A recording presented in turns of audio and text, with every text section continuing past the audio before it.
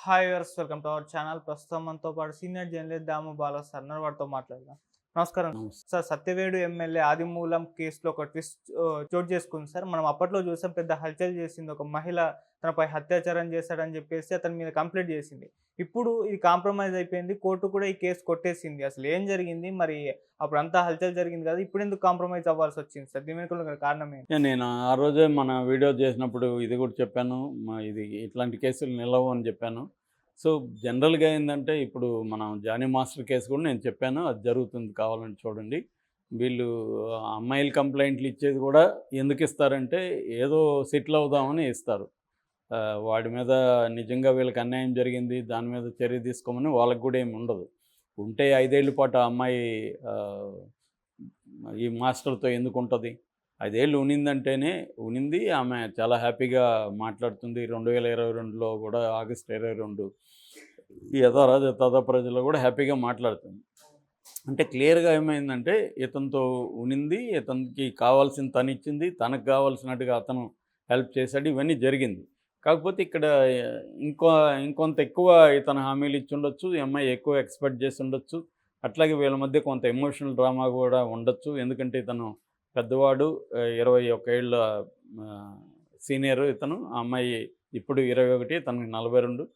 So, ఆ అమ్మాయి వేరే అఫైర్‌లు కూడా తన ఈక్వల్ ఏజ్ వాళ్ళతో అఫైర్‌లు కూడా ఉండొచ్చు. అలాంటి ఎమోషనల్ డ్రామా కూడా ఉంటది. ఈ ఓవరాల్‌గా ఆ అమ్మాయి మొత్తానికి తన మీద కేసు పెట్టింది. ఇప్పుడేమవుతుంది, ఈ కేసుని మేనేజ్ చేసుకోవాలంటే ఆ అమ్మాయిని వీళ్ళు మేనేజ్ చేసుకొని అమ్మాయికి డబ్బులో ఇంకోటో ఇచ్చి ఆహ్, రాజీ పోవాలి. అది తప్ప దీన్ని లీగల్‌గా ఎదుర్కోవాలంటే చాలా కష్టమైన విషయం. పోక్సో కేసు కాబట్టి రేపొద్దున పొరపాటున ఏమన్నా ప్రూవ్ అయితే అతను మినిమమ్ 20 ఏళ్ళు పడుతుంది జైలు నుంచి బయట రావడానికి. ఓకే. కాబట్టి మేనేజ్ చేసుకుంటారు. అందుకని ఇప్పుడు 20 ఏళ్ళ జీవితం ఉంటే అతను ఈ 10,00,00,000 ఆ అమ్మాయికి ఇప్పుడు 10,00,00,000 ఇస్తారనుకో ఎగ్జాంపుల్‌కి. ఆ 10,00,00,000 అతను సంపాదించుకోగలడు. ఎందుకంటే అతను చాలా సక్సెస్‌ఫుల్ కొరియోగ్రాఫరు. కాబట్టి పోతే పోయిందనుకోని సెటిల్ చేసుకొని జరుగుతుంది. సేమ్ ఆదిమూలంలో జరిగింది. ఆదిమూలం కేసు ఏంటి? కోనేటి ఆదిమూలం ఆయన సత్యవేడు దళిత ఎమ్మెల్యే, రిజర్వ్డ్ కాన్స్టిట్యుయెన్సీ. గతంలో వైసీపీలో ఉన్నాడు 2019 నుంచి 24 వరకు. తర్వాత ఆయనకి టికెట్ జగన్ రిజెక్ట్ చేశాడు. నీ మీద సర్వే చేసాం, నువ్వు గెలవు అని చెప్పారు.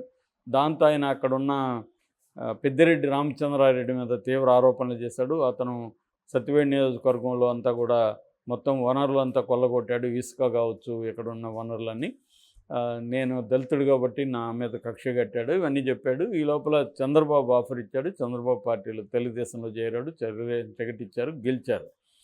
అప్పుడు ఈయన వైసీపీలో ఉన్నప్పుడు వరలక్ష్మి అని మహిళా విభాగానికి, తెలుగుదేశం మహిళా విభాగానికి జిల్లా అధ్యక్షురాలు.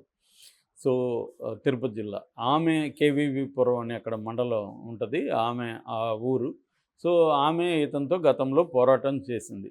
దాని తర్వాత ఇతను తెలుగుదేశంలోకి వస్తున్నప్పుడు కూడా ఆమె గట్టిగా వ్యతిరేకించింది. అట్లా వాళ్ళిద్దరి మధ్య ఫ్రిక్షన్ ఉంది, గొడవలున్నాయి. ఆ తర్వాత టికెట్ ఇచ్చిన తర్వాత ఆమె గెలుపు కోసం కృషి చేశానని చెప్తుంది. నిజంగా చేసిందా లేదో మనకు తెలీదు. ఏదేమైనా వీళ్ళిద్దరి మధ్య గొడవలు ఉన్నమాట వాస్తవం. ఈ క్రమంలో ఆమె సడన్‌గా ఒకరోజు హైదరాబాదు ప్రెస్ క్లబ్‌కి వచ్చి ఇక్కడ మీటింగ్ పెట్టింది. ముసుగేసుకొని వచ్చి ఒక వీడియో కూడా మీడియాకి రిలీజ్ చేసింది. ఆ వీడియోలో ఒక హోటల్‌లో ఆదిమూలం ఒక అమ్మాయితో శృంగారంలో ఉన్న దృశ్యాలున్నాయి.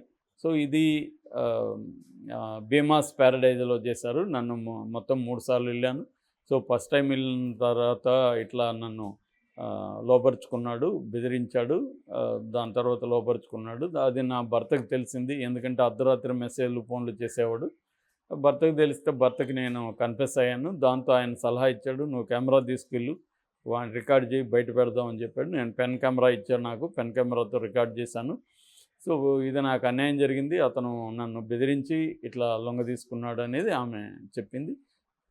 దీనికి స్పందించిన తెలుగుదేశం ఇమ్మీడియేట్‌గా పల్లా శ్రీనివాస్ అధ్యక్షుడి పేరుతో దాన్ని ఆయన్ను సస్పెండ్ చేశారు. ఫర్దర్ ఎంక్వైరీ వరకు ఒక ఫ్యాక్ట్ ఫైండింగ్ కమిటీ వేశారు. తర్వాత ఆమె పోలీస్ కంప్లైంట్ ఇచ్చింది తిరుపతి పోలీస్ స్టేషన్లో, వన్ టౌన్లో. కంప్లైంట్ తీసుకున్న పోలీసులు మామూలుగా ఆమెకి వైద్య పరీక్షలు చేస్తారు. అక్కడ ప్రసూతి వైద్యశాల ఉంది. Maternity wise hospital. దానికి తీసుకెళ్తే ఆమె నేను ఇక్కడ చేయించుకోనని రిజెక్ట్ చేసినట్టుగా తెలిసింది. మొత్తానికి ఆమె వైద్య పరీక్షలు చేయించుకోలేదని తెలిసింది. దాని తర్వాత ఏదో రుయాకి ఎక్కడికో తీసుకెళ్ళి చేయించారు. దాని తర్వాత ఈయనేమో చెన్నైలో హార్ట్ ప్రాబ్లం ఉంది, అక్కడ చేరాడు. ఆల్రెడీ ఆయనకి స్టంట్ వేశారు. మధ్యలో వీళ్ళ భార్య వీళ్ళ వాళ్ళు వచ్చి కూడా మాట్లాడారు. కొంత హంగామా నడిచింది. సో ఇరువైపులా కొంతమంది జనం చేరారు. ఇద్దరు కూడా దళిత్సే వాళ్ళు. సో ఇలాగా నడిచిన తర్వాత ఇప్పుడు నిన్న వాయిదా ఉంది. యాక్చువల్గా నిన్న వెళ్ళాలి కోర్టుకి. దాంతో ఇరువైపులా కూడా మహిళా న్యాయవాదులు అని చెప్తున్నారు. వాళ్ళిద్దరు కోర్టుకి ఏం చెప్పారంటే, సార్ వాళ్ళు కోర్టు బయట కాంప్రమైజ్ అయిపోయారు. సో వాళ్ళు దీన్ని క్లోజర్ పిటిషన్ వేస్తున్నాము అని ఇద్దరు కలిసి వేసినప్పుడు కోర్టు కూడా చేసేదేం లేదు. కోర్టు కూడా ఆమోదించి కేసు కొట్టేసింది. సో కథ సుఖాంతము, శుభం కార్డు పడింది. అతని సస్పెన్షన్ ఇప్పుడు ఎలాగో ఎత్తేస్తారు. సో ఆ అమ్మాయికి మరి ఏమీ కాంప్రమైజ్ అయ్యారు, ఇక్కడ ఎవరిది తప్పు? ఇప్పుడు నిజంగా ఆ అమ్మాయి ఫాల్స్ కంప్లైంట్ అయితే ఆ అమ్మాయి మీద కేసు పెట్టాలి ఇతను, అంతే కదా. ఒక వ్యక్తి నీ మీద రేపు ఫాల్స్ కేసు పెడితే అమ్మాయి మీద పెట్టాలి. ఇక్కడ అదే కదా చేశారు. కుక్కల విద్యాసాగర్ ఫాల్స్ కేసు పెట్టారని అతను అరెస్ట్ చేశారు కదా ఇప్పుడు మొన్న. అదే మాదిరిగా మరి ఆమెను అరెస్ట్ చేయాలి కదా తెలుగుదేశం ప్రభుత్వం. అదే ఆమె కానీ వైసీపీ అయింటే అరెస్ట్ చేసి ఉండేవాళ్ళేమో. సేమ్ పార్టీ కాబట్టి తేలుగుట్టిన దొంగల్లాగా తెలుగుదేశం ప్రభుత్వం కూడా సైలెంట్ అయిపోయింది. సో అతను కూడా ఇప్పుడేం ఆరోపణలు కానీ అవేమీ చేయట్లే ఆమె మీద. గతంలో చేశారు కానీ ఇప్పుడేం చేయట్లే. అంటే ఏదో సెటిల్మెంట్. ఏం సెటిల్మెంట్ అనేది జనానికి తెలియదు. కాకపోతే ఏం సెటిల్మెంట్ అయి ఉంటుంది? డబ్బులే ఉంటుంది ఫైనల్గా. ఏదైనా వాళ్ళు ఎందుకు కేసు పెడతారు?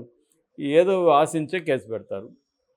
సో మేబీ హస్బెండ్కి తెలిసిపోయి ఎలాగూ జరిగిపోయింది కదా భార్య, దీన్ని డబ్బులన్నా లాగదాం వాడి దగ్గర అని ఉన్న డ్రామా ఆడారు అనేది తెలీదు. మేబీ ఏదేమైనా అది బ్లాక్మెయిల్ టాక్టిక్సే. ఖచ్చితంగా ఆమె సమ్మతి లేకుండా కూడా అదేమీ ఫోర్స్ఫుల్గా జరిగే వ్యవహారం లేదు. అది క్లీన్గా అది వీడియో పెట్టి తీసిందంటే ఆమె సమ్మతితోనే చేశారు. ఏదేమైనా దాన్ని ఉపయోగించుకొని భర్తకు తెలిసిపోయింది కాబట్టి ఒక డ్రామా ఆడి డబ్బులు లాగడానికే చేసినట్టుగా తెలుగుదేశం వర్గాలు కూడా చెప్తున్నాయి. ఇదంతా డ్రామా సార్, అది మనోడు ఏదో అఫైర్ అయితే ఉన్నట్టుగానే ఉంది, కానీ దాన్ని భర్తకు తెలిసిపోయేసరికి ఆమె ఏదో ఒక డ్రామా ఆడింది. దాంతో భర్త వాడికి కూడా అర్థమైంది, కానీ దీని నుంచి డబ్బులన్నా లాగదాంలే అని అతను ప్లే చేసినట్టున్నాడు అనేది ఇన్సైడ్ వర్గాలు మాటలు. సో ఇలాగా ఓవరాల్గా ఏంటంటే ఫైనల్గా ఆమె పెట్టిన కేసుని ఆమె ఉపసంహరించింది. అంటే ఇప్పుడు మన న్యాయస్థానాలు కూడా ఎలా ఉంటాయంటే ఇద్దరు కాంప్రమైజ్ పోనీలో కేసు పోయింది కదా అనుకుంటారు వాళ్ళు కూడా. ఎందుకంటే వాళ్ళకి కేసుల ప్రెజరు విపరీతంగా ఉంటాయి. దీన్ని మరి ఎందుకు ఫాల్స్ కేసు పెట్టింది, ఆమె ఫాల్స్ కేసు అయితే అది ఇది వాళ్ళు అదేంత లేదు. పార్టీలు కోర్టు బయట సెటిల్మెంట్ అనేది వెరీ వెరీ కామన్. ముఖ్యంగా సివిల్ మ్యాటర్స్లో విపరీతంగా కోర్టు బయట సెటిల్మెంట్లు. చాలామంది అడ్వకేట్లు అసలు కోర్టుకి జీవితంలో రారు, సెటిల్మెంట్లకే వాళ్ళు ట్రై చేస్తూ ఉంటారు. ఎందుకంటే సెటిల్మెంట్లు ఈజీ వ్యవహారం, దాంట్లో డబ్బులు కూడా బాగా వస్తాయి. సో ఇప్పుడు ఇద్దరు అడ్వకేట్లకు కూడా డబ్బులు ఇచ్చి ఉంటారు ఇద్దరు. అట్లాగే పోలీసులకి కేసు విత్డ్రా చేసుకోవాలి, వాళ్ళకి కొంత డబ్బులు ఇవ్వాలి. సో ఈ మేనేజ్ చేసుకొని ఆది మూలమే మూల్యం చెల్లించినట్టుగా మనకు కనబడుతుంది ఇక్కడ. ఆమె విక్టిమ్ పేరుతో ఆమెకి ఏదో కొంత లబ్ధి అయితే చేకూరింది, ఆది మూలంకి కొంత చెల్లించుకోవాలన్న పరిస్థితి. రాజకీయాల్లో ఉన్నప్పుడు ఇలాంటివి తప్పవు. సో అదే జరిగింది. మామూలుగా ఇలాంటి కేసుల్లో అదే జరుగుతాయి. మన జానీ మాస్టర్ కేసులో కూడా మనం గొంతు దించుకొని చాలామంది జానీ మాస్టర్ అన్యాయమని ఇవన్నీ మాట్లాడుతున్నారు. ఫైనల్గా జరిగేది అదే. మనకి శ్రీరెడ్డి కేసు కూడా తెలుసు కదా. శ్రీరెడ్డి చాలా అన్యాయాలు జరిగింది, ఇవన్నీ చేసింది, మహిళా సంఘాలను సపోర్ట్ చేశారు. ఫైనల్గా గుట్టు చప్పుడు కాకుండా ఆమె వాళ్ళ దగ్గర డబ్బులు తీసుకొని చెన్నై చెక్కేసింది. సో కథ సుఖాంతం. ఇదే జరుగుతాయి మామూలుగా. ఎక్కువసార్లు జరిగేవి ఇదే. నిజంగా రేపు జరుగుంటే అప్పుడే కంప్లైంట్ ఇవ్వాలి. మన జానీ మాస్టర్ విషయంలో కూడా ఆమె 2019లోనూ కానీ ఇచ్చుంటే దానికి ఒక క్రెడిబిలిటీ ఉండేది.